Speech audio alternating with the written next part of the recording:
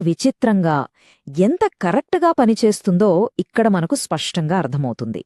తమ్ముడి పొలం అలా ఇనుములా మారిపోవడం చూసి సూరజ్, అతని భార్య లోపల తెగ సంబరపడిపోతారు.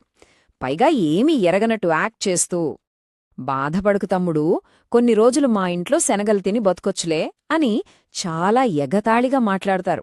సొంత తమ్ముడి పతనాన్ని చూసి వాళ్ళు ఎంత పైశాచికంగా ఆనందించారో ఈ ఒక్క మాటతో అర్థమైపోతుంది కదా.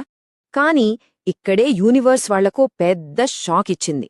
ఒక చెడు శాపం పొరపాటున అత్యంత విలువైన వస్తువును సృష్టిస్తే ఏమవుతుంది? అసలు ఈ ఇనుప పంట మార్కెట్ వాల్యూను సూరజ్ కనీసం ఊహించుంటాడా? ఇక్కడే కర్మ తన గేమ్ మార్చేసింది. మనీష్ పంట మొత్తం ఇనుముగా మారిపోయింది నిజమే, కాని ఒక్కసారి ఆలోచించండి.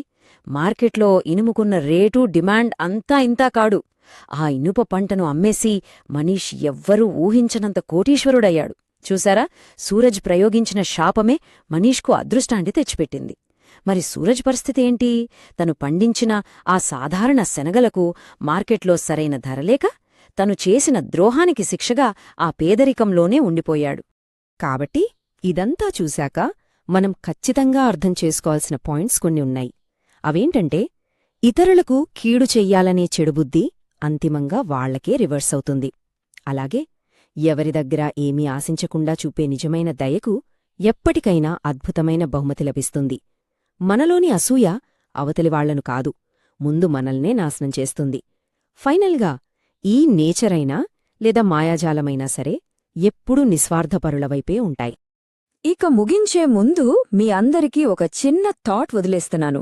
ఒకవేళ మన అత్యంత లోతైన రహస్యమైన ఉద్దేశ్యాలను రేపు నిజంగా పంటగా కోయాల్సి వస్తే అవి ఎలాంటి రిజల్ట్స్ ఇస్తాయి? అవి అందరికీ ఉపయోగపడే మంచు దుప్పట్లులాంటి చల్లటి అద్భుతాలనిస్తాయా? లేక నిరుపయోగంగా మిగిలిపోయే సాధారణ శనగల్లా మిగిలిపోతాయా? మన కర్మల గురించి మనమే ఆలోచించుకోవాలి కదా.